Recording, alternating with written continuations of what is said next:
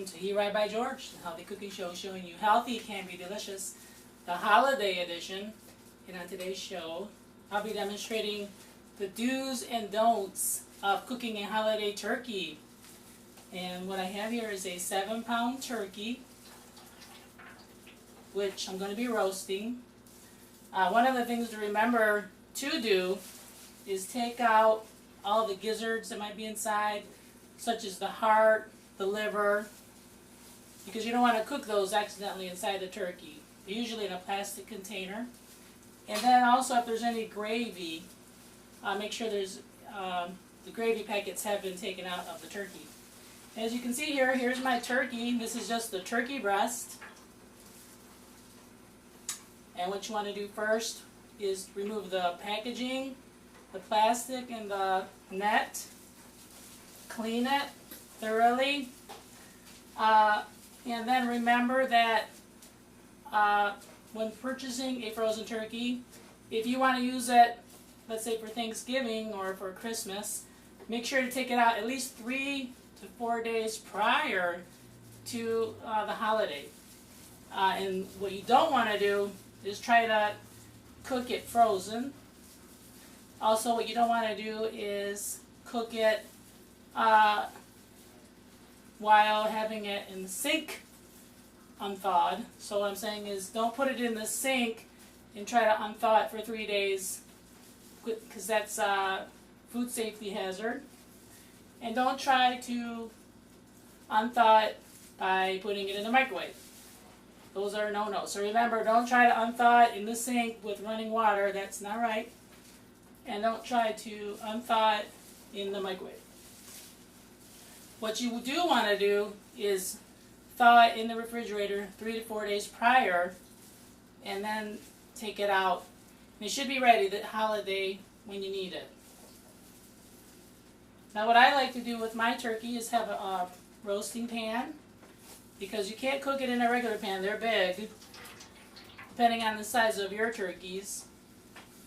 And what I like to do is take a little wine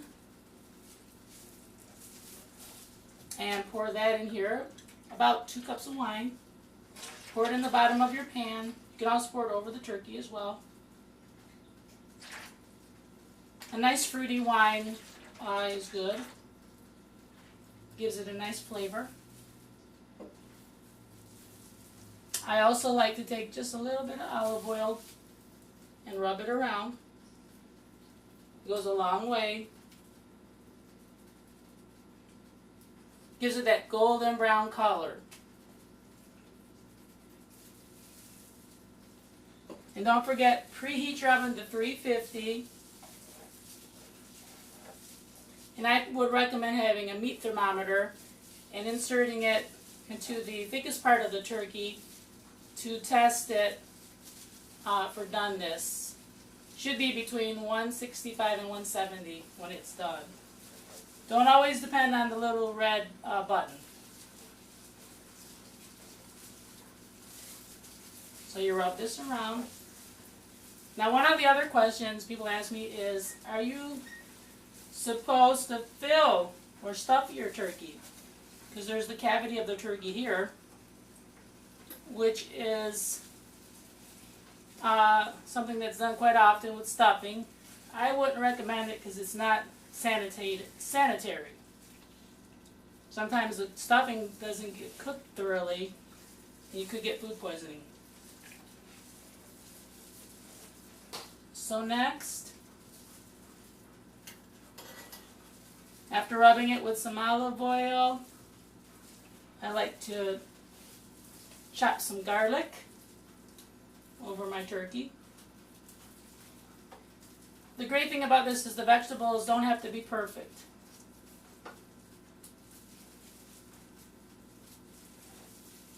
When you chop them, you can just chop them a rough chop over the top. And then the nice thing about the drippings you get from your turkey, you can make a nice sauce. Delicious sauce. I take 2 big cloves of garlic,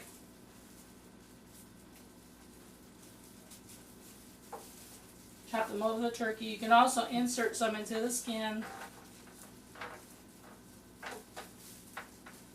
of your turkey.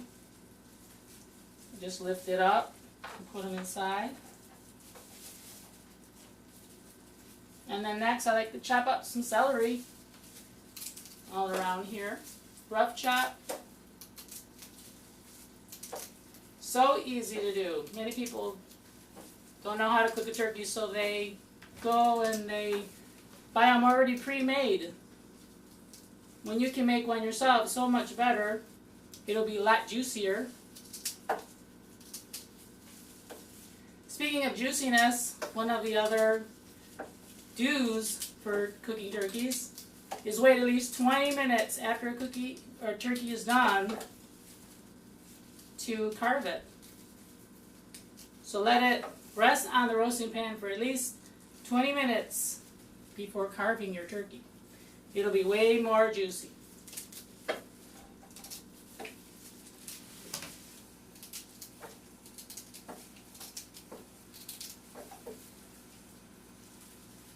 Take your celery. I usually take one big package of celery, chop it. This is in a holiday, so you want to go all out.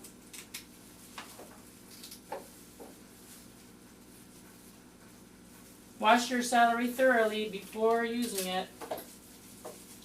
Sometimes celery can have dirt in it.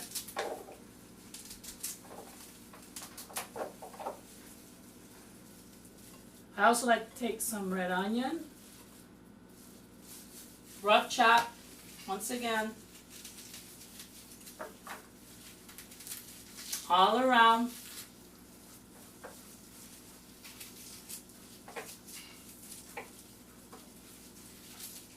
And having these different vegetables gives the sauce a nice flavor that you're going to put on top of your turkey and mashed potatoes.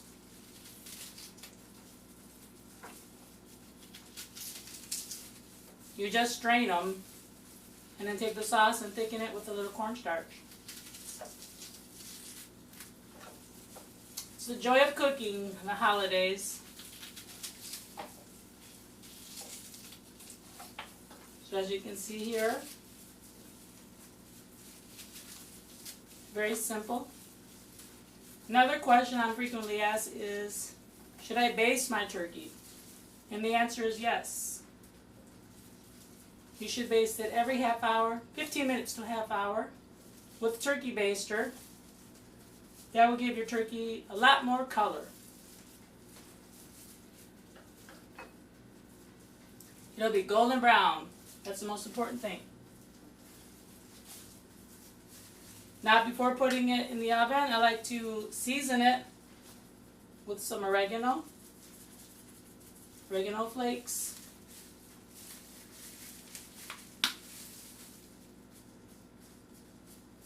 Sage is another good spice, herb for turkey.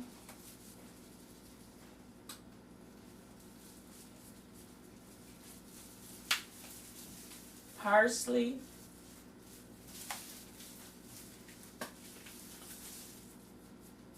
Definitely want to dress your turkey.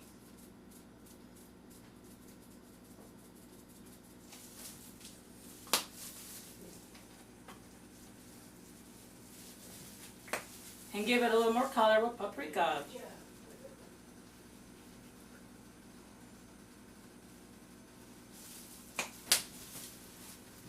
And there you have it. I'm going to pop this in the oven, and I'll show you how I baste it up next here on Eat Right by George, Holiday Edition.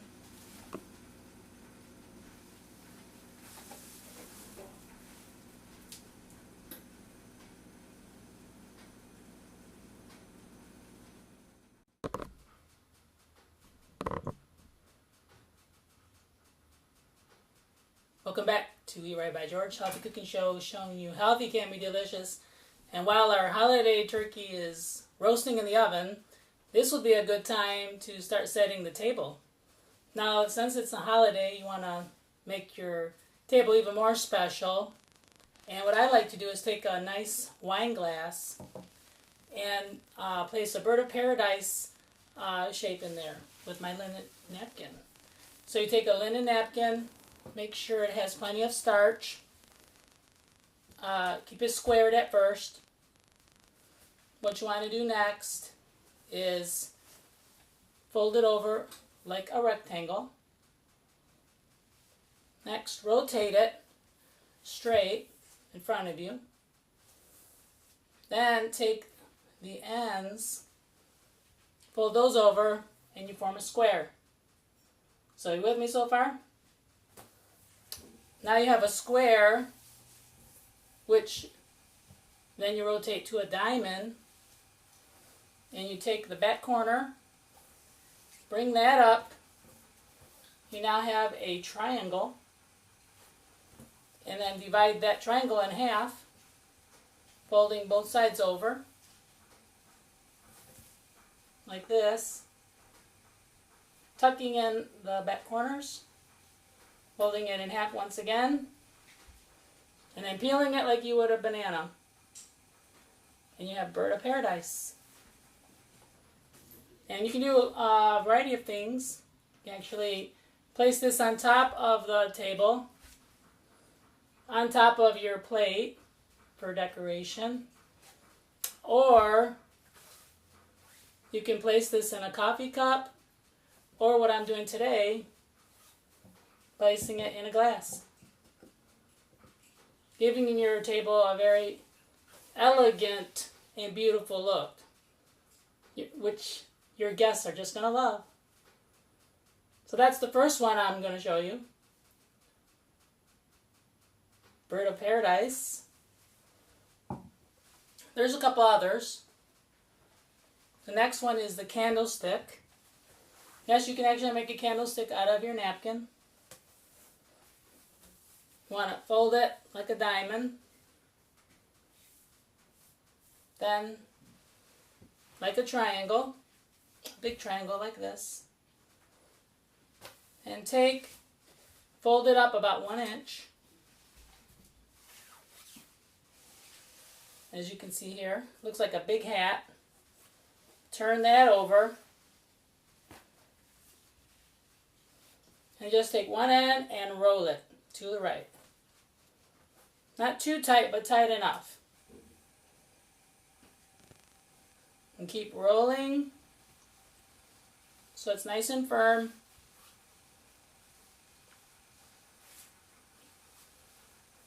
And then you'll notice at the end you have a little bit of material left. You take and just tuck that in. And there you have it. A candlestick. That's another idea for you, if you think the bird of paradise is too hard.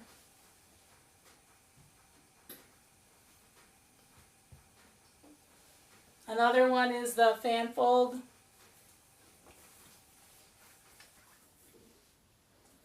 You want to take, once again, your napkin, make it into a rectangle. Place that ahead of you. And then just take 1 inch of the material and just keep folding up. Folding up till you have just another inch of material left.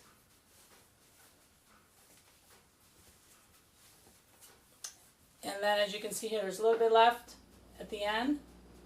Fold that in half. Press it down firmly.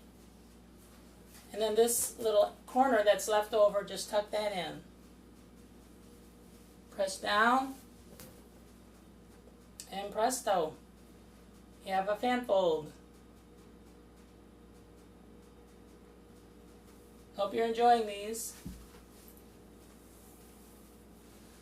There's just so many things you can do. Takes just a little bit of practice. You can do a bishop's hat. This one's a little bit more complicated. Make 2 triangle shapes. Then a trapezoid. Flip that over. Have this corner piece there. Undo the flap. Bring that over. bring this over the top, and you have a little material left. You want to tuck that in, and there you have it, a bishop's hat. Stands all by itself. That one's a little bit more complicated, needs a lot of practice. So there you have it, bird of paradise, the candle, fan, and bishop hat. Great for your holiday table. So while your turkey is roasting in the oven, it's a great time to set the table, and always remember to try to put a nice tablecloth as well. Here on Eat Right by George.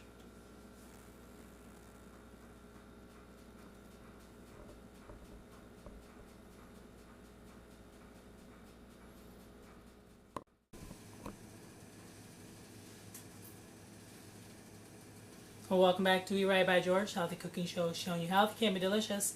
As you can see here, I have my baster. Many people don't know what this is, but this is a very important tool when you're roasting a turkey. It's important to have a baster, and the way to use it is first of all to squeeze the little ball and allow juice to get inside. Just like this. Very simple. Try to get as much juice from the turkey as possible as I did here. And just allow the juice to go all over. This is going to give the turkey that beautiful golden brown color. If you don't baste, your turkey will be dry. It's very important to baste. Try to baste every 15 to 30 minutes. And then the last half hour, allow your turkey just to bake without basting. Now this is going to take about 2.5 hours. Depending on the size of the turkey, it's 20 minutes for every pound. You can see I'm getting all that juice and flavor from our carrots and onions, garlic, all our seasonings. Very important. And of course, then the juice from the turkey itself is going to combine with these flavors to make a beautiful sauce.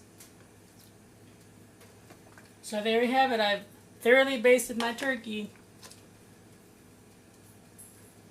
And I'll continue to do this till the last half hour for our beautiful holiday turkey here on Eat Right by George. Next, we'll be showing you how to carve the turkey when it comes out of the oven. So stick around, you don't want to miss it.